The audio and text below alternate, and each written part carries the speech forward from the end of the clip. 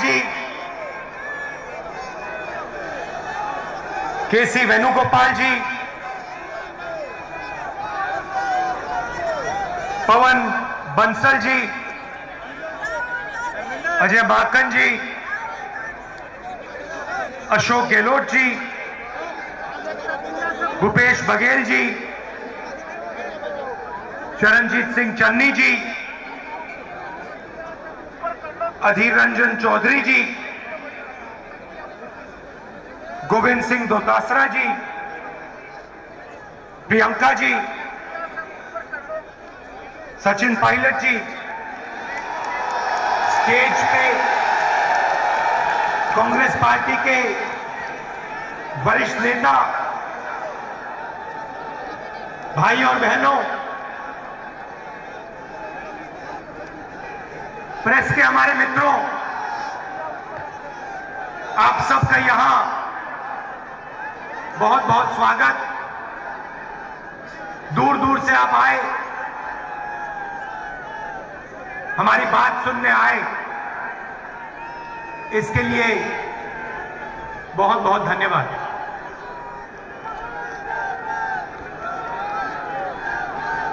देश की हालत आप सबको दिख रही है। रैली महंगाई के बारे में है, बेरोजगारी के बारे में है, जो आम जनता को दर्द हो रहा है, दुख हो रहा है, उसके बारे में है।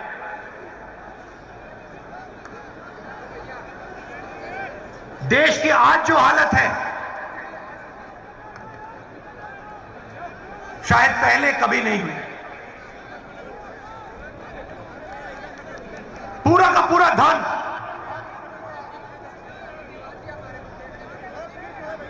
चार पांच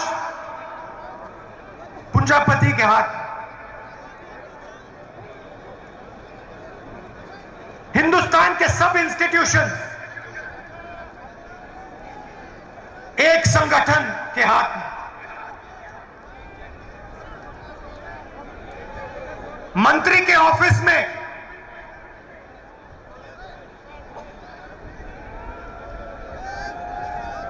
आरएसएस के ओएसडी। देश को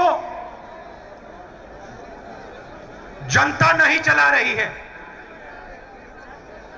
देश को 3-4 पूंजीपति चला रहे हैं। और हमारे प्रधानमंत्री जी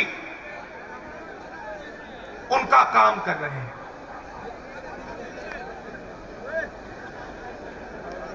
नोटबंदी हुई, जीएसटी लागू किया गया, काले कानून बनाए गए, और कोरोना के समय आपने देश की जनता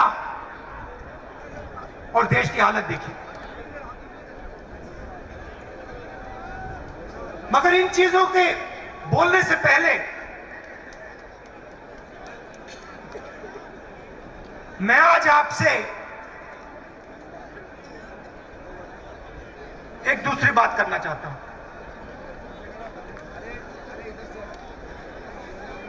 देश के सामने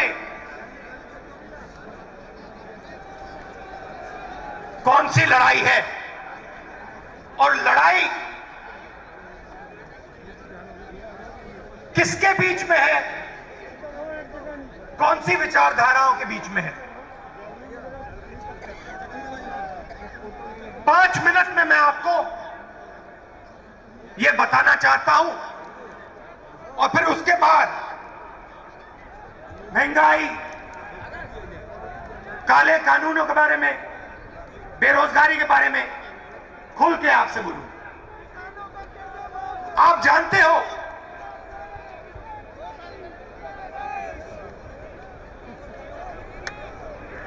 कि 2 जीवों की एक आत्मा नहीं हो सकती। क्या दो जीवों की एक आत्मा हो सकती है? नहीं हो सकती। वैसे ही दो शब्दों का एक मतलब नहीं हो सकता।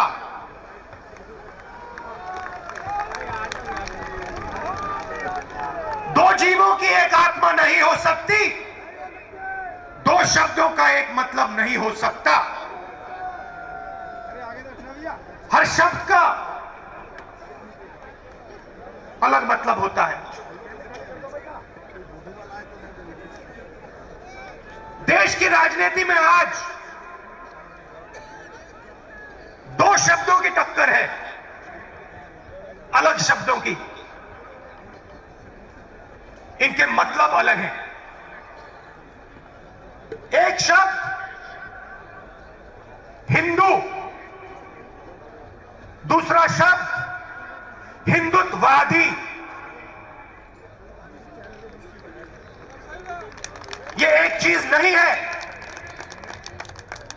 ये दो अलग शब्द हैं और इनका मतलब बिल्कुल अलग है।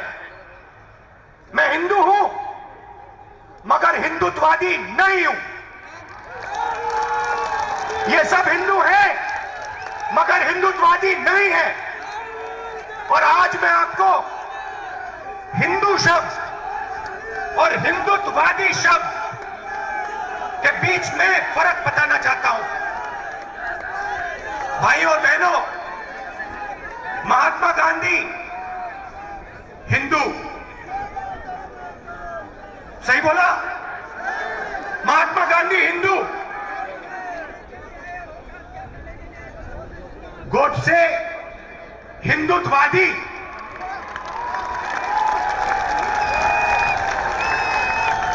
फर्क क्या होता है? फर्क मैं आपको बताता हूं। चाहे कुछ भी हो जाए, हिंदू सत्य को ढूंढता है। मर जाए, कट जाए, पिस जाए, हिंदू सच को ढूंढता है। उसका रास्ता सत्याग्रह। पूरी जिंदगी वो सच को ढूंढने में निकाल देता है। महात्मा गांधी ने ऑटोबायोग्राफी लिखी, माई एक्सपेरिमेंट्स विद ट्रूथ। मतलब पूरी जिंदगी उन्होंने सत्य को समझने के लिए, सच को ढूंढने के लिए बिता दी। और अंत में एक हिंदुत्ववादी ने उनकी छाती में 3 गोली मारी।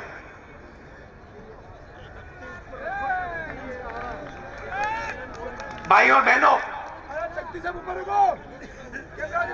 हिंदुत्ववादी अपनी पूरी जिंदगी सत्ता को खोजने में डाल देता है, लगा देता है। उसको सत्य से कुछ लेना देना नहीं, उसे सिर्फ सत्ता चाहिए और सत्ता के लिए वो कुछ भी कर डालेगा। किसी को मार देगा, कुछ भी बोल देगा, जला देगा, काट देगा, पीट देगा, मार देगा, उसे सत्ता चाहिए। उसका रास्ता सत्याग्रह नहीं, उसका रास्ता सत्याग्रह है।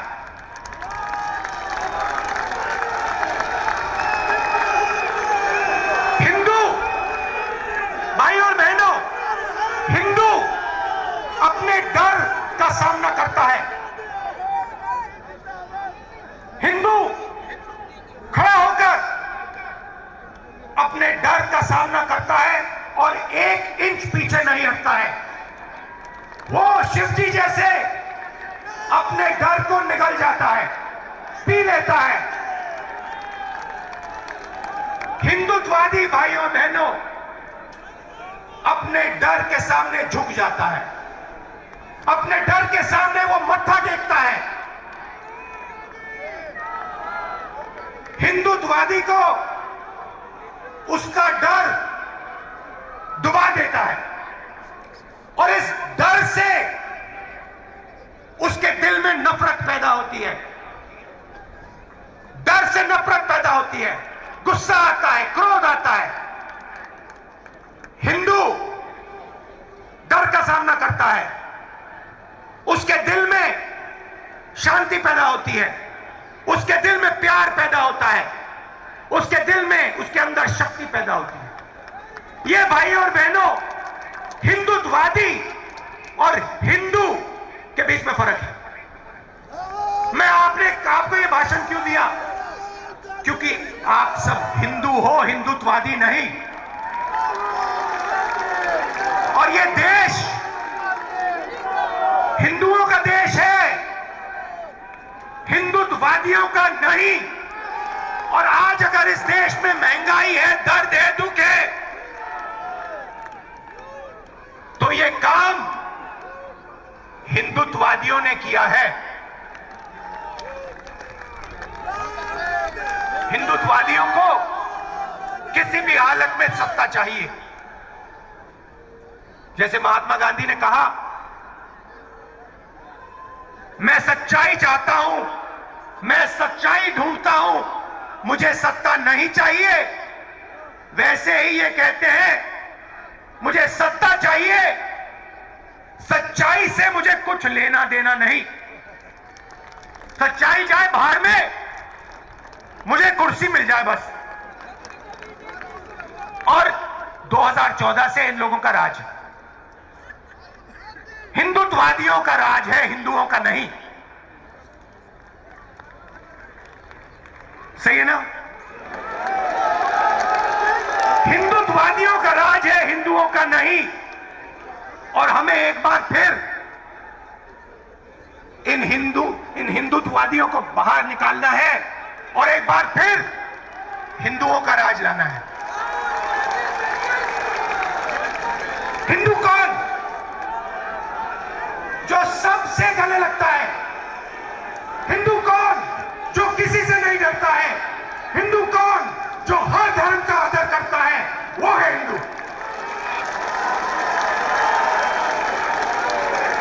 आप हमारे कोई भी शास्त्र पढ़ लीजिए, रामायण पढ़िए, महाभारत पढ़िए, गीता पढ़िए, उपनिषद पढ़िए, मुझे दिखा दीजिए कहां लिखा है कि किसी गरीब को मारना है। कहां लिखा है किसी कमजोर व्यक्ति को कुचलना है? कहां लिखा है? मुझे दिखा दो। कहीं नहीं लिखा।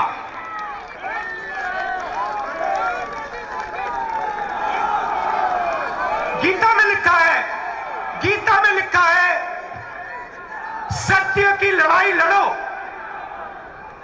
मर जाओ, कट जाओ, सत्य की लड़ाई लड़ो।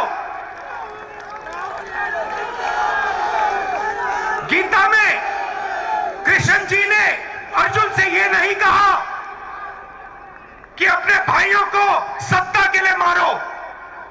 कृष्ण ने अर्जुन से कहा, अपने भाइयों को सच्चाई के लिए मारो। ये लड़ाई भाई और बहनों आज हिंदुस्तान में चल रही है। ये झूठे हिंदू, ये झूठे हिंदू, एक तरफ हिंदुत्ववादी और दूसरी तरफ सच्चे हिंदू, प्यार वाले हिंदू, भाईचारे वाले हिंदू, सबका आदर करने वाले हिंदू। अब मैं आपको बताना चाहता हूं हुआ क्या, क्योंकि हमारी जनता को समझ नहीं आया कि हुआ क्या। छोटा सा उदाहरण, आज हिंदुस्तान की 1% आबादी के हाथ में हिंदुस्तान का 33% धन है। 1% आबादी के हाथ में 33% धन, 10% आबादी के हाथ में 65% धन और सबसे गरीब 50% आबादी के हाथ में 6% धन। भाई और बहनों, नरेंद्र मोदी जी ने हिंदुस्तान के सबसे गरीब 50% के हाथ में इस देश का सिर्फ 6% धन छोड़ा है। यह जादू कैसे किया? इस जादू के कौन से औजार थे और इस जादू को किसने किया, मैं आज आपको बताना चाहता हूं। औजार नोटबंदी, जीएसटी, किसान के खिलाफ 3 काले कानून। भाई और बहनों, नरेंद्र मोदी जी के आने से पहले हिंदुस्तान का जो असंगठित सेक्टर था, छोटे दुकानदार, गरीब लोग, छोटे कंपनी वाले जो घर में अगरबत्ती बनाते थे, चप्पल बनाते थे, जूता बनाते थे, कपड़े सीलते थे, किसान जो संगठित नहीं थे, मोदी जी के आने से पहले असंगठित क्षेत्र का हिस्सा 52% हुआ करता था। नोटबंदी, जीएसटी, काले कानून और कोरोना के बाद असंगठित क्षेत्र का भाग 20% तक पहुंच गया।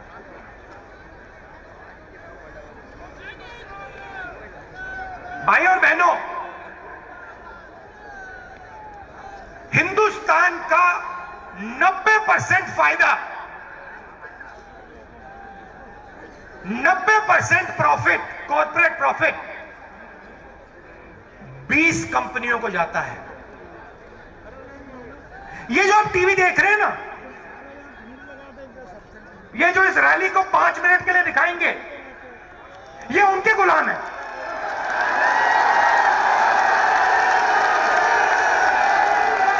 ये उनके गुलाम है।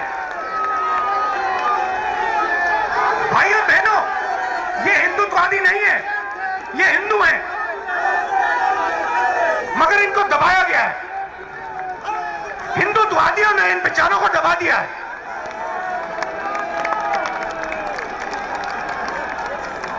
मगर हिंदू को नहीं दबाया जा सकता, कभी किया नहीं जा सकता।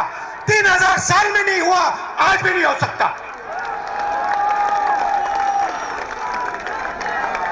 क्योंकि हम डरते नहीं है, हम किसी से नहीं डरते, हम मरने से नहीं डरते। लो,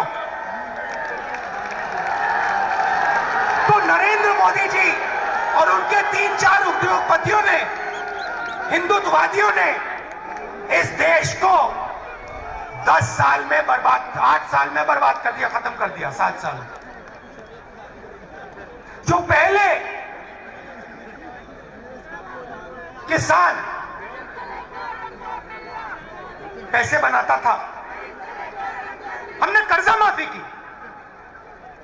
हम बात को समझे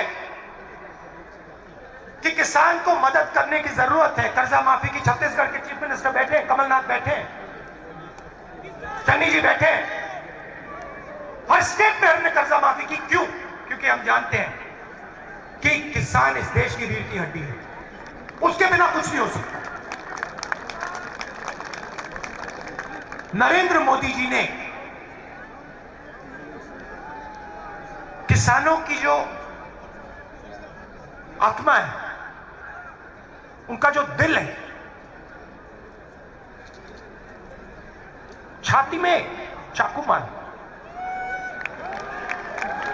और भाइयों बहनों, आगे से नहीं, यूं नहीं,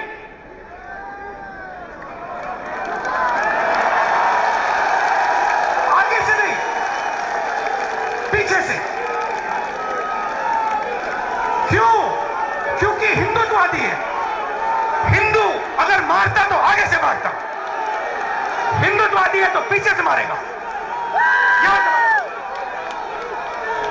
भाई और बहनों, पीछे से छुरा मारा और फिर कहते हैं जब हिंदू किसान हिंदुत्ववादी के सामने खड़ा हुआ तो हिंदुत्ववादी ने कहा मैं माफी मांगता हूं,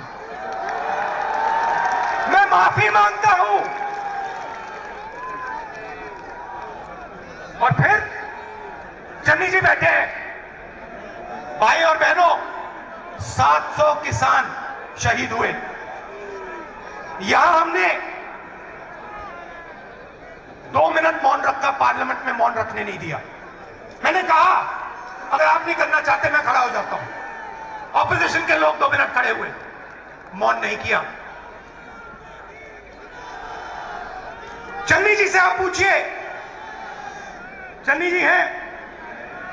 नहीं। चन्नी जी से अगर आप पूछेंगे, कहेंगे 400 किसानों को, 400 शहीद किसान के परिवारों को पंजाब की सरकार ने 5 लाख रुपए दिए और उनमें से 152 को रोजगार दिलवा दिया है और बाकी को हम रोजगार देने जा रहे हैं। आप है ना? सही बोला। हिंदुस्तान की सरकार कहती है, पार्लियामेंट में कहती है, हमें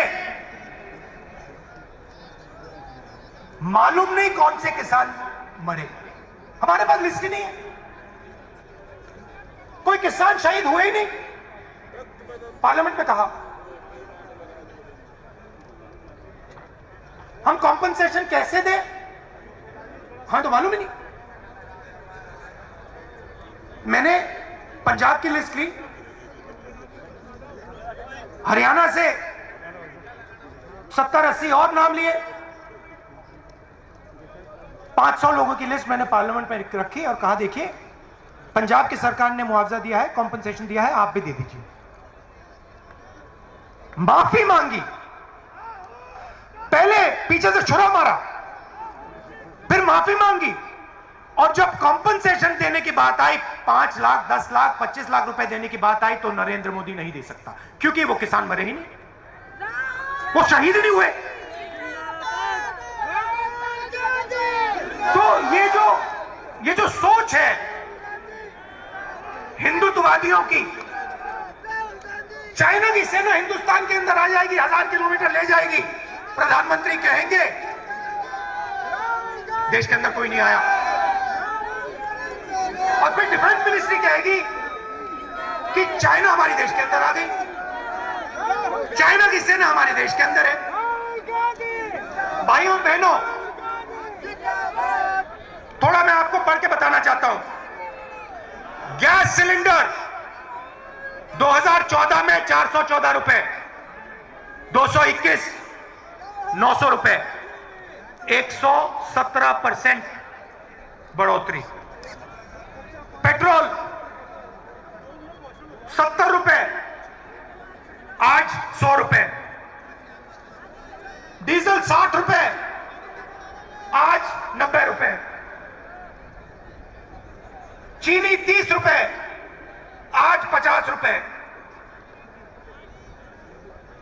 घी 350 रुपए लीटर, आज 650 रुपए लीटर। आटा 15 रुपए, आज 30 रुपए। दाल 70 रुपए, आज 190 रुपए। अच्छे दिन आ गए, अच्छे दिन। किसके? हम दो, हमारे दो, उनके। एयरपोर्ट देखो, पोर्ट देखो, कोल माइन देखो, टेलीफोन देखो, सुपरमार्केट देखो, जहां भी देखो भैया 2 लोग दिखेंगे आपको, अदानी जी, अंबानी जी। उनकी गलती नहीं है। देखो भैया, आपको अगर कोई मुफ्त में कुछ दे, आप क्या वापस दे दोगे? नहीं दोगे। उनकी गलती थोड़ी है, गलती प्रधानमंत्री है, प्रधानमंत्री की है। 24 घंटा सुबह उठते कहते भैया आज अदानी अंबानी को क्या दे, चलो भैया आज एयरपोर्ट दे देते हैं, चलो भैया आज किसानों के खेत दे देते हैं। चलो आज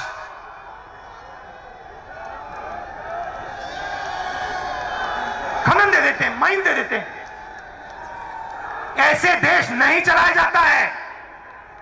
देश गरीबों का है, किसानों का है, मजदूरों का है, छोटे दुकानदारों का है, स्मॉल मीडियम बिजनेस वालों का है। क्यों?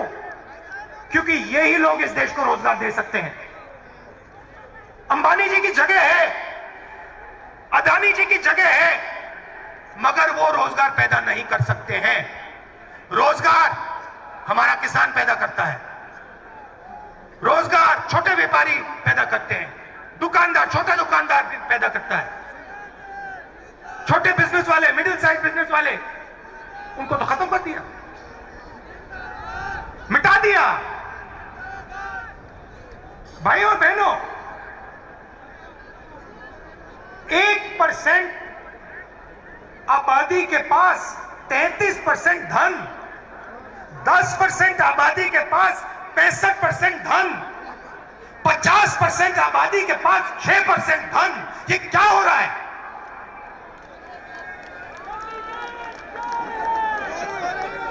हिंदुस्तान को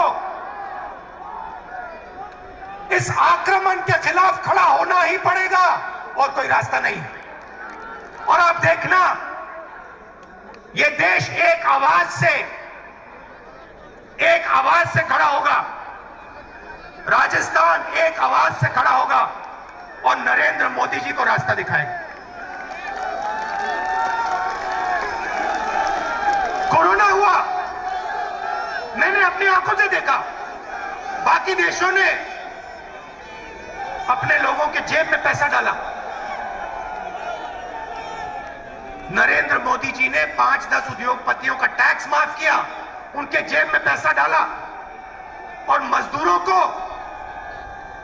ट्रेन छोड़ो बस भी नहीं दी, पैदल हजारों किलोमीटर चले।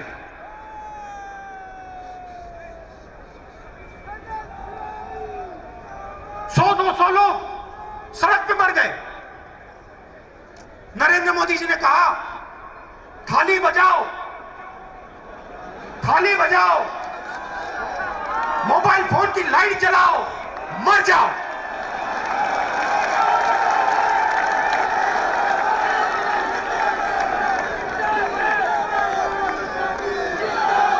रोजगार की बात करते हैं। आज 60 साल से सबसे ज्यादा बेरोजगारी हिंदुस्तान में आज। क्यों? क्योंकि आपने रोजगार देने वाली रीढ़ की हड्डी तोड़ दी। आपने डिमोनेटाइजेशन किया, जीएसटी की, नोटबंदी, कोरोना में आपने समर्थन नहीं दिया, छोटे बिजनेस वालों को, सब खत्म हो गए। रोजगार कहां से पैदा होगा? रोजगार 2-3 उद्योगपति नहीं पैदा कर सकते।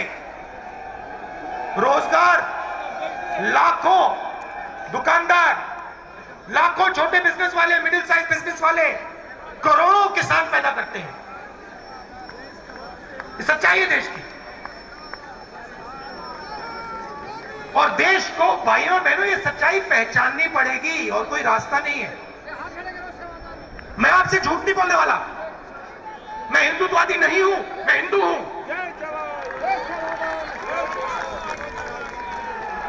मैं डरता नहीं हूं।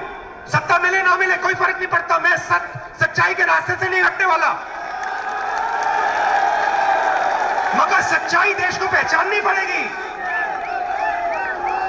चाइना ने अरुणाचल में, लद्दाख में हमारी जमीन ली है। मोदी जी कहते कुछ नहीं हुआ।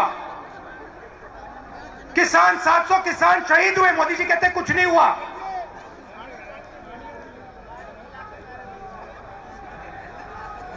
बहुत कुछ हुआ है। बहुत लोगों को चोट लगी है, बहुत लोगों की जान गई है, बहुत दुख हुआ है। और अब देश को आगे बढ़ना पड़ेगा और यह देश एक साथ आगे बढ़ेगा। आप दूर दूर से आए, आपने इतने प्यार से मेरी बात सुनी, मुझे बहुत अच्छा लगा।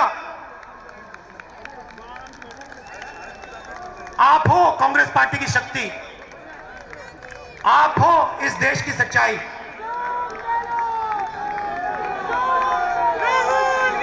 आप लड़ते हो देश के लिए,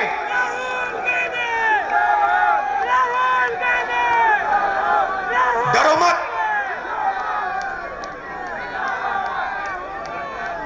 डरो मत, डरो मत, कोई जरूरत नहीं डरने की। दिल से आपका बहुत बहुत धन्यवाद। जय हिंद।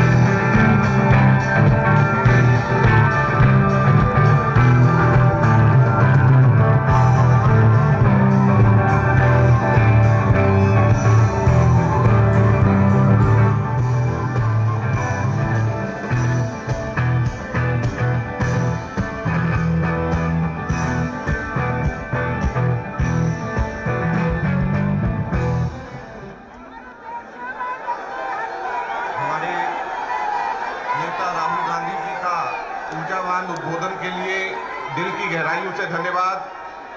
श्रीमती सोनिया गांधी जी का यहाँ पर गरिमामयी उपस्थिति हम सब लोगों को प्रेरित करती है। आदरणीय कांग्रेस अध्यक्षा, हम सब लोग आपका बहुत बहुत धन्यवाद करते हैं। अब मैं अनुरोध करूंगा रघुवीर मीना जी से कि वो यहाँ पर आएं और धन्यवाद भाषण दें। रघुवीर मीना जी। परम आदरणीय हमारे राष्ट्रीय अध्यक्ष सोनिया गांधी जी, हमारे नेता राहुल गांधी जी, आदरणीय प्रियंका गांधी जी, मंच पर उपस्थित हमारे प्रदेश के मुख्यमंत्री अशोक गहलोत जी, छत्तीसगढ़ के मुख्यमंत्री आदरणीय बघेल जी, हमारे पूर्व मुख्यमंत्री कमलनाथ जी, हमारे मंच पर नेता प्रतिपक्ष आदरणीय खड़गे जी, हमारे मंच पर आसीन हमारे सभी एआईसीसी के, सीडब्ल्यूसी के